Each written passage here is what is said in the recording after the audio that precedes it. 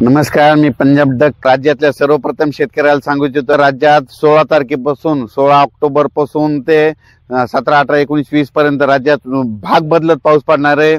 सर्वदूर काही पडणार नाही, म्हणून खास करून हा शेतकऱ्यांनी अंदाज लक्षात घ्यायचा. नसता शेतकऱ्याला वाटेल की हे सगळीकडे पडतो काय, सगळीकडे नाही पडणार, काही भाग सोडून देईल. म्हणून ज्यांचा हरभरा पेरायचा असेल, ज्वारी पेरायची असेल, जर तुमची जमिनीतली ओल हडकत असेल तर तुम्ही तुमचं पेरणीचा निर्णय घेऊ शकता, तुम्ही पेरू शकता, म्हणून हे अंदाज लक्षात घ्यायचा. पण राज्यात आता ज्यांच्या काही सोयाबीन काढणं चालू आहे, राज्यातल्या सर्व शेतकऱ्याला सांगू इच्छितो की उद्या 15 तारखेला तुम्ही सुड्या जर उघड्या असल्या तर तुमच्या सोयाबीन जर उघड्या असतील, सुड्या उघड्या असतील तर त्याच्यावर झाकून घ्या. कारण की राज्यात 16 ऑक्टोबर पासून ते 20 ऑक्टोबरच्या दरम्यान दररोज वेगवेगळ्या भागात पाऊस पडणार आहे, म्हणून हा अंदाज लक्षात येता. 16 ऑक्टोबरला तो पाऊस काय होणार आहे, इकडे यवतमाळ जिल्हा, नांदेड जिल्हा, लातूर जिल्हा, परभणी जिल्हा, हिंगोली जिल्हा, धाराशिव जिल्हा, सोलापूर जिल्हा ह्या पट्ट्यामध्ये सुरुवात होणार आहे. 17 ऑक्टोबरला काय परत काही भागात पडणार आहे, 18ला पुन्हा दुसरा वेगळा भाग जाणार आहे. असं करत करत 19, 20, 21, 22 पर्यंत राज्यात विखुरलेल्या स्वरूपाचा पाऊस पडणार आहे, म्हणून हा अंदाज लक्षात यायचा. खूप काही मोठा पडणार नाही, मुसळधार काही पडणार नाही, म्हणून हा अंदाज लक्षात यायचा.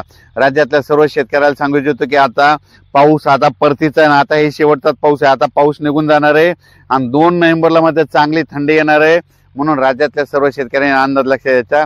ज्यांचं सोयाबीनचं शेत खाली झालं असं तुम्ही तुमचं पेरणी करू शकता.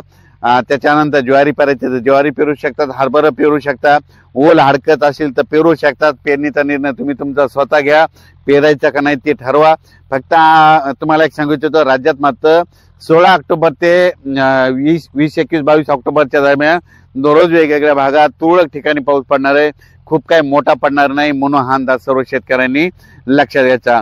हा केवळ अंदाज कशामुळे दिला की राज्यातल्या सर्व शेतकऱ्याचं सोयाबीन काढणं चालू आहे, कोणाचं सोयाबीन उघड्यावर आहे, मका देखील उघड्यावर कापून ठेवलेली. तर तुम्ही काय करा, 16 तारखेपासून झाकण्याची तयारी ठेवण्याची तयारी करावी.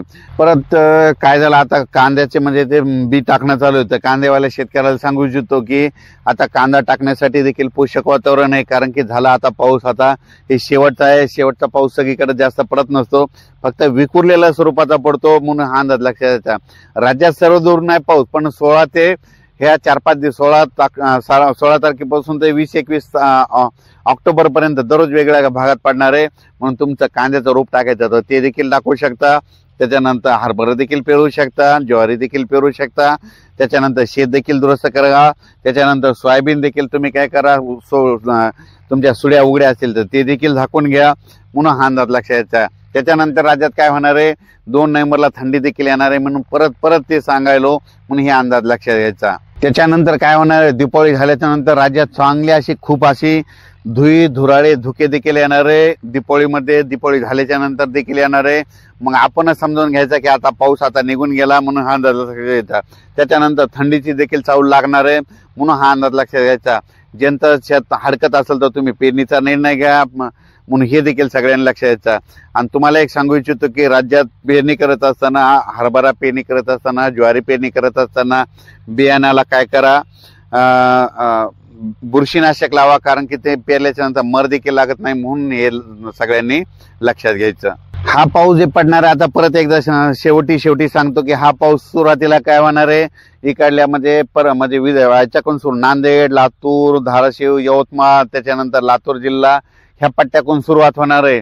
त्याच्यानंतर ते पाऊस काय होणार आहे, पूर्व विदर्भ, पश्चिम विदर्भ, एक दिवस उत्तर महाराष्ट्र, पश्चिम महाराष्ट्र, त्याच्यानंतर असा वेगवेगळ्या भागात पूर्व विदर्भ, पश्चिम विदर्भ, दक्षिण महाराष्ट्र, उत्तर महाराष्ट्र, कोकणपट्टी, खानदेश दररोज वेगवेगळ्या भागात असं मुक्काम पकडणार आहे. सगळीकडे काही पडणार नाही, काही भाग सोडून देखील दे, म्हणून हा अंदाज लक्षात घ्यायचा. म्हणजे हा सर्व दूरचा पाऊस नाही, कारण की हा जाता जाता पाऊस येत असतो, म्हणून शेवटचा पाऊस आहे. जाता जाता भाग बदलत पाऊस पडणार आहे, सर्वदूर काही पडणार नाही, म्हणून हा तुम्ही तुमचा अंदाज सगळ्यांनी लक्षात घ्यायचा. अचानक वातावरणात झाला तर परत एक उद्याच्याला मेसेज दिला जाईल. धन्यवाद.